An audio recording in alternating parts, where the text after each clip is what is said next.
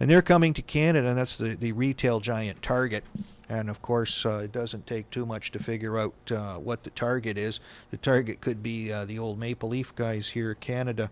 So we see the arrow into the bullseye of the old Target. Are we the target? Be interesting to find out. Haiti's still in the news. We have interesting spins on Haiti. But this is a set of photos. If we can zoom in on the big screen there, my friend. There we go. Just fortunate on the eve of the earthquake. You got to love these cameras. No wonder they go after these photographers. You know, you got one photographer with one beat-up old camera, you know, and you can throw a multi-billion-dollar project down the turnpike, eh? So this chap, you know, sees this thing in the sky, which isn't the sun, with it's a little difficult to see the concentric circles that go around it. It's available on YouTube, I guess, if you look up there. UFO sightings caught on tape night before the Haiti earthquake, 2010 HARP ?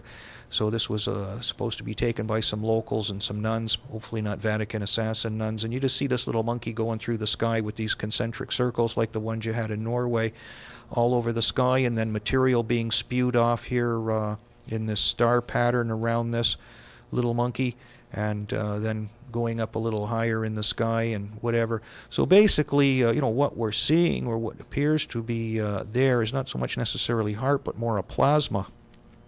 Plasma is, you know, basically the sun. And you'd almost think that, you know, we were way ahead of things in technology. And you know what? We are. So I started to look into some plasmas. And lo and behold, there is a company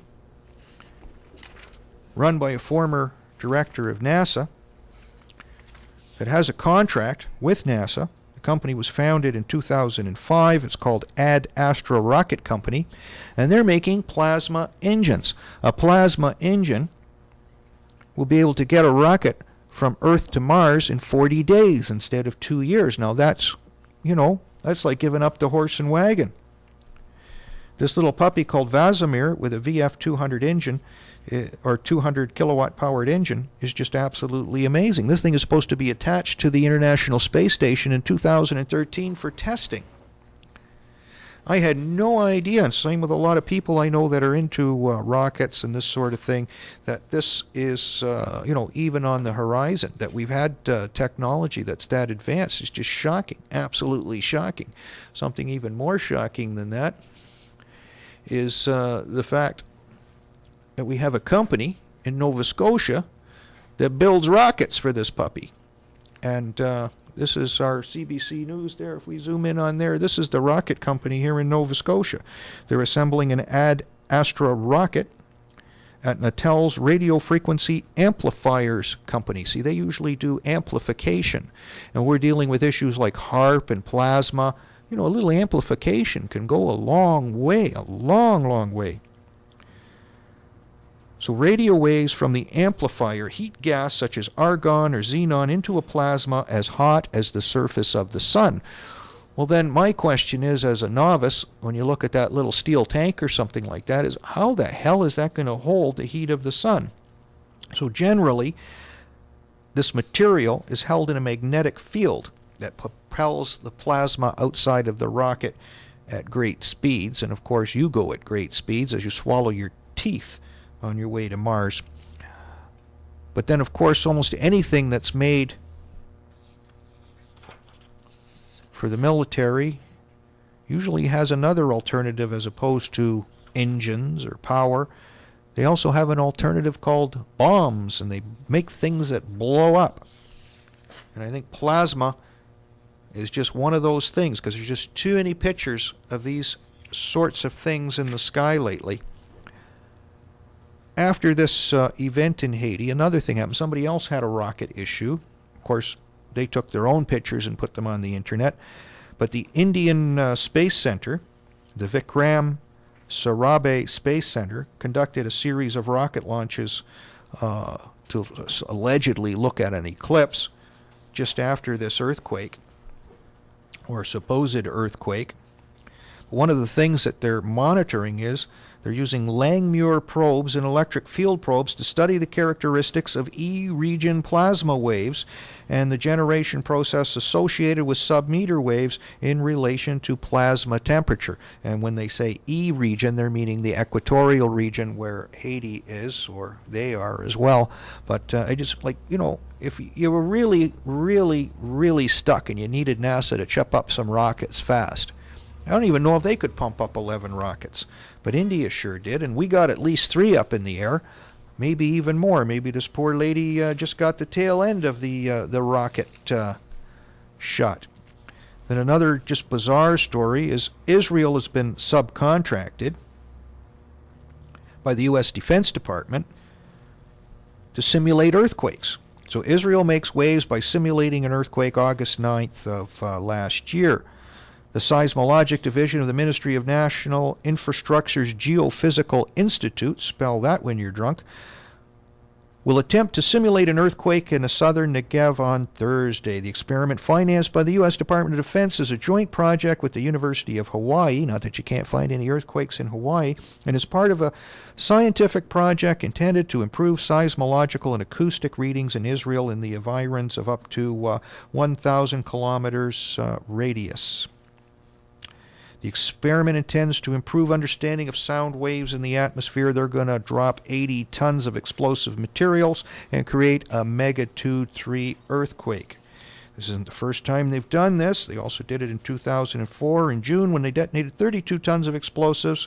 In June 2005, they did 20 tons of explosives. Not too bad, not too bad. So we had the research project covered. We can't get anything under the Freedom of Information Act. We can't hold the U.S. Department of Defense or American politicians responsible for something that they subcontracted out to Israel, where they may have been actually testing the effects of what they did in Haiti. Why would they do that in Haiti? Well, there's lots of reports coming in now about oil, diamonds, precious metals, all kinds of cute things that the big treasure hunters are going to be going after. But Venezuela was said to have twice the reserves that Saudi Arabia has. Haiti is supposed to have even more, according to some old reports that go way back even to the 70s.